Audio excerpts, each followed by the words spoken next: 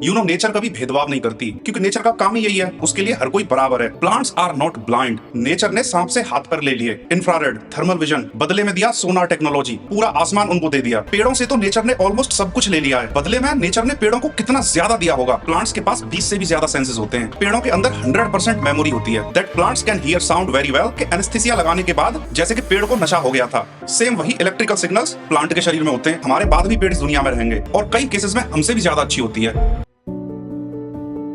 Nature कभी भेदभाव नहीं करती। अगर एक चीज लेती है तो उसके बदले में जरूर कुछ और देती है, क्योंकि नेचर का काम ही यही है, बैलेंस को बनाना। अगर ना दिया तो स्पीसीज एक्सटिंक्ट हो जाएगी। फॉर एग्जाम्पल, नेचर ने सांप से हाथ पर ले लिए, तेज चलने की स्पीड ले ली, तो बदले में क्या दिया? इंफ्रारेड, थर्मल विजन, वाइब्रेशंस को सेंस करने की क्षमता, एक्सट्रीम फ्लेक्सिबिलिटी और जहर, जिससे कि वो रात में भी आराम से हंटिंग कर सकता है, किसी को भी काट के मार सकता है। बैट, चमगादड़ से नेचर ने शार्प डे टाइम विजन ले लिया, बदले में दिया सोनार टेक्नोलॉजी, अंधेरे में नेविगेट करने की क्षमता। यानी कि चमगादड़ को दिन की दुनिया नहीं मिली, लेकिन रात के आकाश को नेचर ने उसके नाम कर दिया। बाज, ईगल और पक्षियों के पास हाथ नहीं होते हैं। नेचर ने हाथ और शरीर का बल उनसे ले लिया, तो बदले में दिया हजारों मीटर दूर देखने की क्षमता, मैग्नेटिक फील्ड को देखने की कला, पूरा आसमान उनको दे दिया। मछली जमीन पे एक दिन भी जिंदा नहीं रह सकती है, लेकिन समुद्र में वो आवाज से तस्वीर बना सकती है। 3D नेविगेशन, सोनार टेक्नोलॉजी दे दी। स्पाइडर, मकड़ी से फिजिकल स्ट्रेंथ और स्पीड ले ली, तो बदले में एक ऐसा जाल बुनने की क्षमता दी जिसकी मजबूती हमारी मॉडर्न स्टील टेक्नोलॉजी के भी 5 गुना ज्यादा होती है। कुल मिला के बात यह है कि नेचर हर स्पीस को लगभग समान दृष्टि से देखती है। उसके लिए ना शेर ज्यादा महत्वपूर्ण है, ना इंसान, ना एक छोटी सी मकड़ी या फिर घास। उसके लिए हर कोई बराबर है। सारी स्पीसीज को वो एक नजर से देखती है। नेचर का ऑब्जेक्टिव सिर्फ एक है, सर्वाइवल। हर एक जीव को वो कुछ स्ट्रेंथ देती है और कुछ लिमिटेशंस, यानी कि बैलेंस इवोल्यूशन को संभव बनाता है। अगर किसी स्पीसीज को सिर्फ कमजोरियां ही दे दी तो फिर वो स्पीसीज एक्सटिंक्ट हो जाएगी, बचेगी ही नहीं। अब आप ऐसे सोचो कि पेड़ों से तो नेचर ने ऑलमोस्ट सब कुछ ले लिया है। ना तो पेड़ चल सकते हैं, ना शिकार कर सकते हैं, ना आवाज कर सकते हैं और ना हमारी डेफिनेशन के अकॉर्डिंग देख सकते हैं। एक तरह से देखा जाए तो नेचर ने पेड़ों से लगभग सब कुछ छीन लिया है। तो अब कल्पना करो कि बदले में नेचर ने पेड़ों को कितना ज्यादा दिया होगा। पेड़ों के पास तो इंसान या जानवरों जैसी शक्ति भी नहीं है। वो एकदम से हेल्पलेस यानी इनफेक्टिव होते हैं। एक चींटी से भी वो अपना बचाव नहीं कर सकते हैं। तो इतना सब कुछ लेने के बाद बदले में नेचर ने पेड़ों को क्या क्या दिया होगा, इसकी आप कल्पना करके देखो। और यही साइंस की सबसे बड़ी प्रॉब्लम रही है।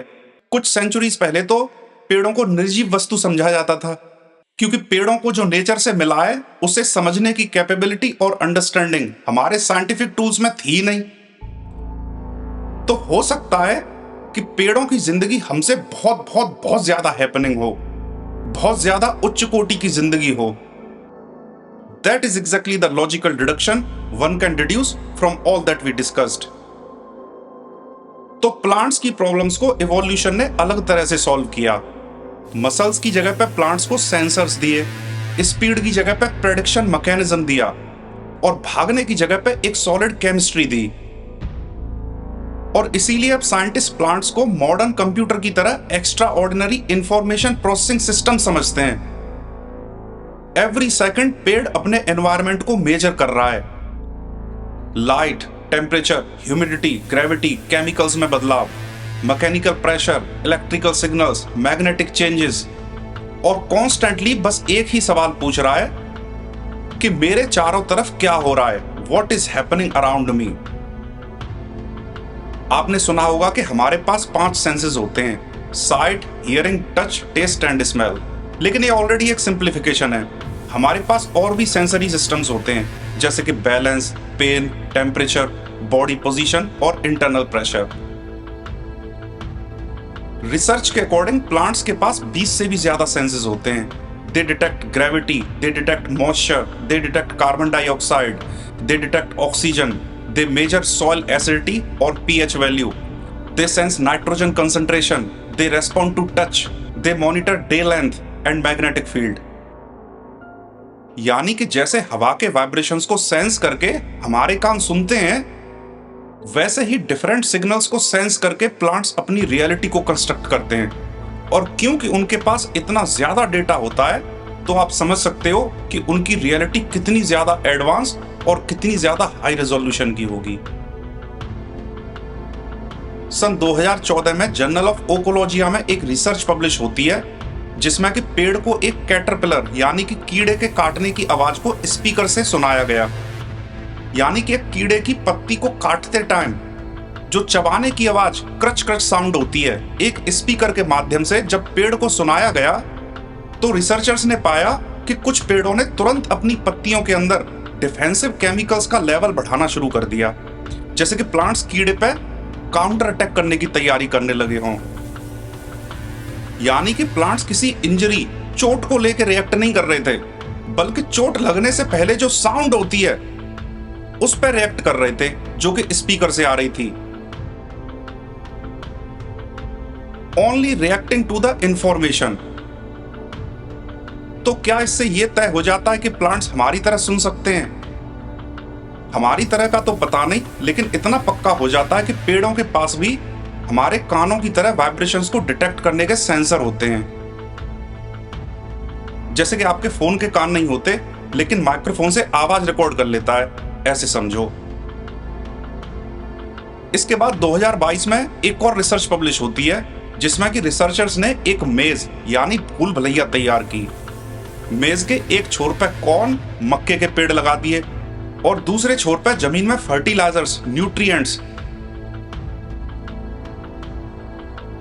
मेज की दीवार सॉलिड थी, तो थोड़े दिनों बाद रिसर्चर्स ने देखा कि जमीन के अंदर मक्के के पेड़ की जड़ें बड़ी होकर न्यूट्रिएंट्स यानी फर्टिलाइजर तक पहुंच गई हैं।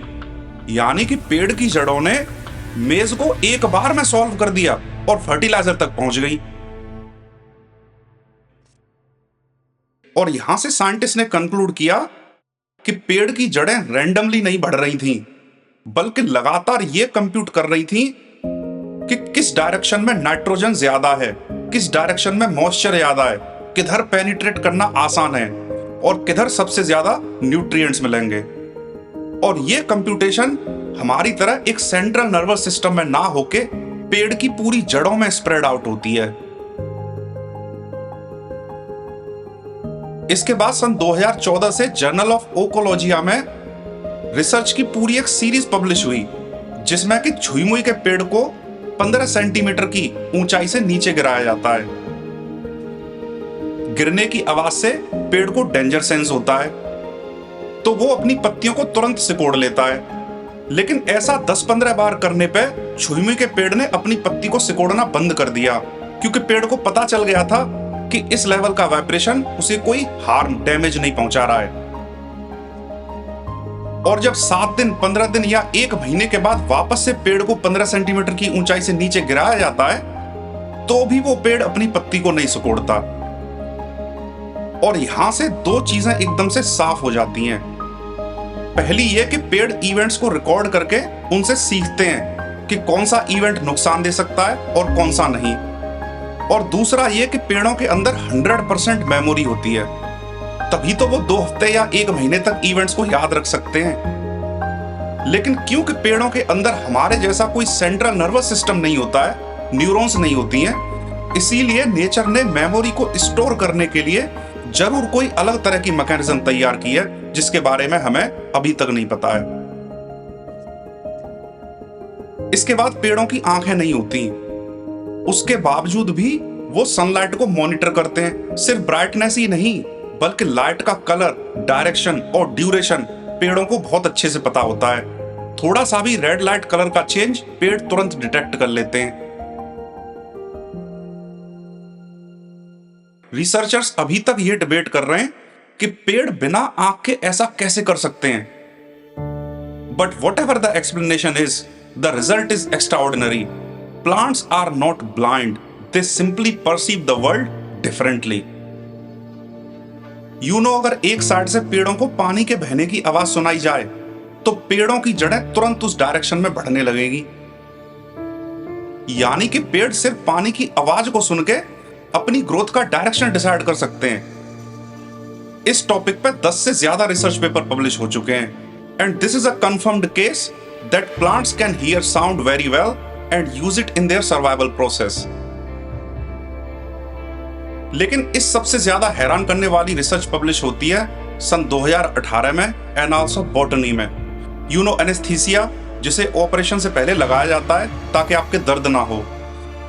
तो जब सेम एनेस्थीसिया कई सारे पेड़ों को लगाया गया तो यह पाया गया कि एनेस्थीसिया लगाने के बाद छुई-मुई के पेड़ ने अपनी पत्ती को सिकोड़ना बहुत ज्यादा धीरे धीरे कर दिया है, जैसे कि पेड़ को नशा हो गया था। और सारे पेड़ों के अंदर इलेक्ट्रिकल सिग्नलिंग बहुत धीरे हो गई, बिल्कुल वैसे ही जैसे कि हमारे शरीर में होती है। और यहां से रिवील होता है कि जिन इलेक्ट्रिकल सिग्नल से हमारे शरीर में कम्युनिकेशन होता है, सेम वही इलेक्ट्रिकल सिग्नल्स प्लांट के शरीर में होते हैं।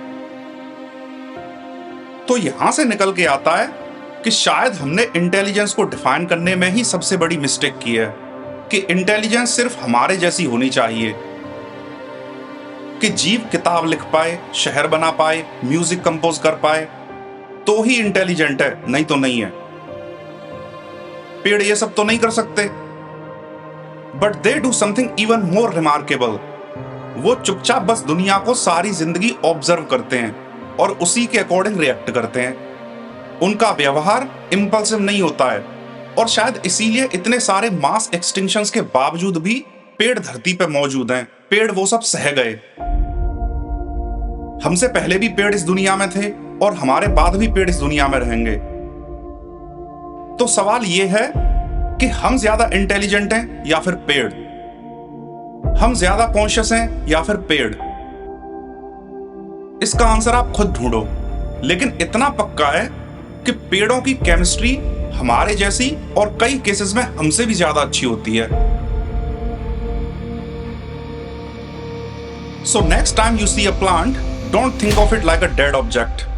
Think of it like a being, just as yourself, keeping your ego factor little bit in check.